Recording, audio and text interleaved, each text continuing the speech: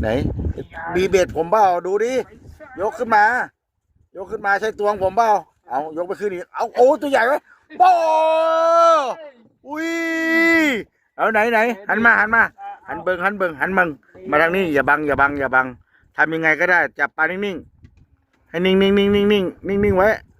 จับให้นิ่งดีจับปากมันละจับนิ่งอย่าบังหน้าโอ้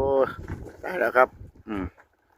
เบ็ดผมปลาผมจำได้เนี่ยกินเบ็ดผมหายตะกี้น่ะไม่เห็นมีชื่อเลยอ่ะว้าเบ็ดผมโอ้ยดึงของผมแล้วไปอยู่คันนู้นของผมเบ็ดเลยเหลือตาเดียวน่ะไม่เกินขอเลยไปป่ะโอ้กันไก่ตัดเลยกันนี่ครีมเห็นป่ะเห็นเขาเตรียมมาให้ครบทุกอย่างแล้วเห็นป่ะไหนอะไรไก่ฮะข้างหลังโดดว่างหลังโอ้ยหลอกกันตัวนี่